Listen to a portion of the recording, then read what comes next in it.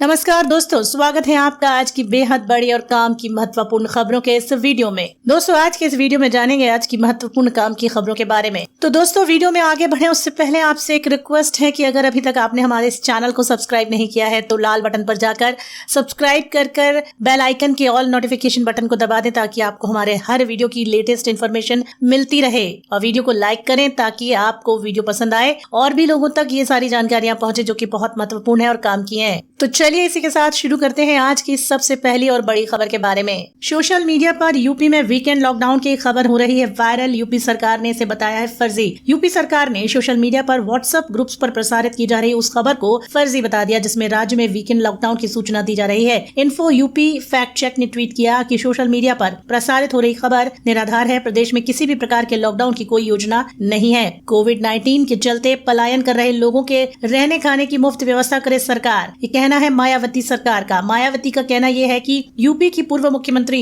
और मायावती का कहना यह है कि कोविड-19 के चलते जो लोग पलायन कर रहे हैं, राज्य में लौट रहे हैं, श्रमिकों कामगारों को उनके रहने खाने की मुफ्त व्यवस्था करनी चाहिए सरकार को। बकौल मायावती, सरकार ने टीकाकरण उत्सव मनाने का अभियान चलाया, लेकिन उत्सव गरीब जरूरतमंदों को मुफ्त टीका लगाने के रूप में मनाया जाता तो उचित होता। इसके साथ अगली बड़ी खबर सामने आई है। यूपी के कैबिनेट मंत्री आशुतोष टंडन की रिपोर्ट पॉजिटिव आई है। कोविड-19 पॉजिटिव पाए गए हैं, हो गए हैं होम क्वारंटाइन। यूपी के विकास मंत्री आशुतोष टंडन ने बुधवार को बताया कि कोविड-19 के प्रारंभिक लक्षण दिखने पर उन्होंने जांच कराई जिसकी रिपोर्ट पॉजिटिव आई है। उन्होंने ट्वीट किया है कि डॉक्टरों की सलाह पर मैंने स्वयं को घर पर ही आइसोलेट कर लिया। पिछले दिनों मेरे संपर्क में आए लोगों से अनुरोध है कि वे अपनी जांच जरूर करवा ले। इसी के साथ बढ़ते हैं अगली बड़ी खबर की तरफ। दिल्ली में रात्रि कर्फ्यू के उल्लंघन को लेकर 5542 लोगों पर कार्रवाई, 1637 लोगों को किया गिरफ्तार। दिल्ली में कोविड-19 के बढ़ते मामलों के बीच रात्रि कर्फ्यू का उल्लंघन करने वाले 5542 लोगों के खिलाफ कार्रवाई की गई है और करीब 1637 लोगों को गिरफ्तार किया गया है। दिल्ली पुलिस के अनुसार दक्षिण पश्चिम दिल्ली में सबसे अधिक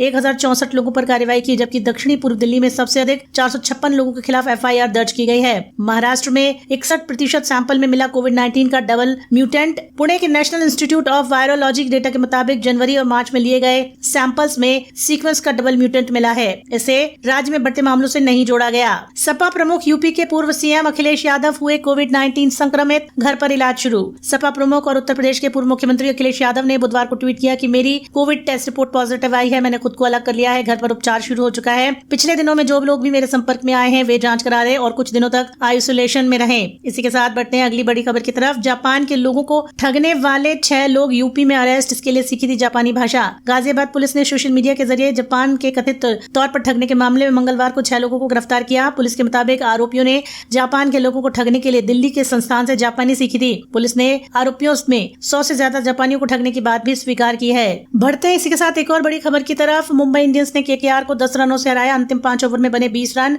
3 विकेट गिरे। आईपीएल में मंगलवार को मुंबई इंडियंस ने कोलकाता नाइट राइडर्स को 10 रनों से हरा दिया। केकेआर को जीत के लिए अंतिम 30 गेंदों पर 31 रन बनाने थे और 6 विकेट बचे थे, लेकिन केकेआर 20 रन ही बना पाई और उनके 3 विकेट गिर गए। मुंबई की ओर से राहुल चाहर ने 4 विकेट लिए। आईपीएल 2021 से बाहर हुए बेन स्टोक्स गेल का कैच लेने के दौरान उंगली में आया फ्रैक्चर। राजस्थान रॉयल्स ने मंगलवार को बताया कि पंजाब किंग्स 11 के मैच में ऑलराउंडर बेन स्टोक्स की उंगली टूट गई, जिसके कारण वो आईपीएल 2021 से बाहर हो गए हैं। क्रिस गेल का कैच लेने के दौरान 29 वर्षीय स्टोक्स को चोट लगी। राजस्थान रॉयल्स ने कहा कि स्टोक्स रॉयल्स के साथ बने रहेंगे और आने वाले मैच में टीम का समर्थन जरूर करेंगे। चुनाव प्रचार में बैन के खिलाफ धरने पर बैठी ममता ने बनाई पेंटिंग, मीडिया को दिखाई। चुनाव आयोग द्वारा पश्चिम बंगाल विधानसभा चुनाव में प्रचार करने पर 24 घंटे के बैन के खिलाफ मंगलवार को कोलकाता में धरने पर बैठी मुख्यमंत्री ममता बनर्जी ने एक पेंटिंग बनाई, मीडिया को दिखाई। ममता ने बैन को अलोकतांत्रिक बताया। बकौल टीएमसी नेता यशवंत सिन्हा, चुनाव आयोग मोदी शाह के सहारे पर काम कर रहा है। इसी के साथ बढ़ते हैं अगली बड़ी खबर की ओर। यूएस ने क्यों जॉनसन एंड जॉनसन की कोविड-19 वैक्सीन का इस्तेमाल करने रोकने की दी सलाह। अमेरिका ने बहुत ही अधिक सावधानी बरतते हुए जॉनसन एंड जॉनसन की 1 डोज वाली कोविड-19 वैक्सीन का उपयोग रोकने की सलाह दी है। दरअसल ये वैक्सीन लगवाने के बाद अमेरिका में दुर्लभ और विभिन्न प्रकार के खून के थक्के जमने के 6 प्रकार के मामले सामने आए हैं। इन थक्कों का इलाज आमतौर पर दिए जाने वाले इलाज से अलग होता है।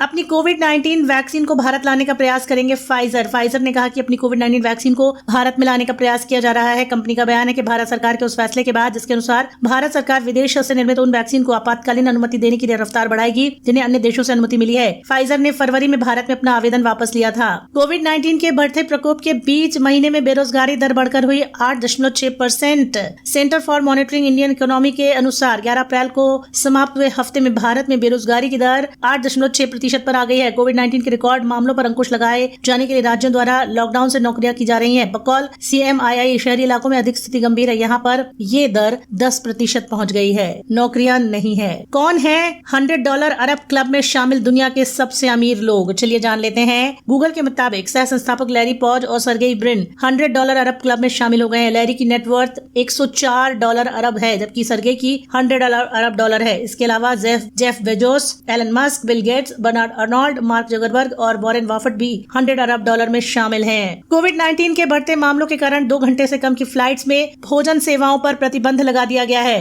और इसी के साथ बढ़ते हैं अजब गजब की तरफ। बर्तन धोने का साबुन खरीदने गए अमेरिकी शख्स ने लॉटरी में जीता $10 लाख का इनाम। वर्जीनिया लॉटरी की आधिकारिक वेबसाइट के अनुसार साबुन खरीदने गए एक शख्स ने स्टोर से लॉटरी का टिकट खरीदा, जिसे $10 लाख का इनाम मिला है। इस पुरस्कार को जीतने के बाद वो बहुत खुश है और बता दें कि 10 लाख से अधिक लोगों में ये पुरस्कार जीतने की कवत होती है। आपको बता दें वो शख्स जीता और उसने कहा कि वो अपने छोटे से उद्योगों को बढ़ाकर बड़ा करेगा। ताइवान में एक शख्स को मिला पिछले साल झील में गिरा iPhone 11 अब भी कर रहा है काम। ताइवान में एक शख्स को अपने पिछले साल खो गए झील में गिरे iPhone 11 वापस मिल चुका है। वो कह रहा है कि वो बुरा तरीके से खराब हो चुका है लेकिन अभी भी चल रहा है। यूपी में हुई रेमडेसिविर की कमी। सीएम बोले गुजरात से तुरंत लें 25,000 इंजेक्शन। मुख्यमंत्री योगी आदित्यनाथ ने स्वास्थ्य विभाग को गुजरात से 25,000 रेमडेसिविर इंजेक्शन तत्काल लेने का निर्देश दिया है। वहीं मुख्यमंत्री ने अधिकारियों से कहा कि टेस्ट ट्रेस ट्रीट के लक्ष्य के अनुसार कोविड-19 के नियंत्रण की प्रभावी कार्यवाही को जारी रखें। बेड, ऑक्सीजन सिलेंडर की पर्याप्त उपलब्धता सुनिश्चित रखें। शमशान घाट पर खड़ी गाड़ियों का चालान होने के दावे को यूपी सरकार ने फर्जी बताया है।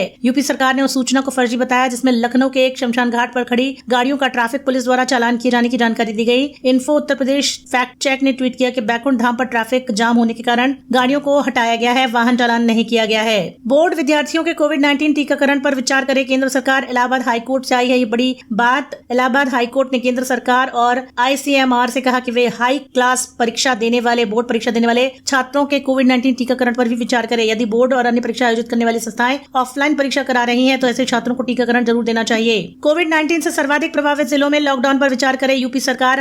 इलाहाबाद हाईकोर्ट का एक और बड़ा फरमान। 2 से 3 हफ्तों का पूर्ण लॉकडाउन लगाने के लिए कहा है हाईकोर्ट ने। और हाईकोर्ट ने सरकार से ये कहा है कि जिले में रात्रि कर्फ्यू को अपर्याप्त बताया गया है। उनका कहना यह है कि यूपी में सबसे ज्यादा कोविड-19 के मामले बढ़ रहे हैं। इसको देखते हुए 2 से 3 हफ्तों का पूर्ण लॉकडाउन जरूर होना चाहिए। क्या कहेंगे दोस्तों आप? कमेंट करके अपनी बात हमारे कमेंट बॉक्स में जरूर दें और साथ ही साथ आपको हमारा आज का वीडियो कैसा लगा बताइएगा जरूर। लेटेस्ट खबरों के साथ यूं ही हम आपके साथ बने रहेंगे। आप हमारे साथ यूं ही बने रहिए। वीडियो लाइक कीजिए, शेयर कीजिए। धन्यवाद।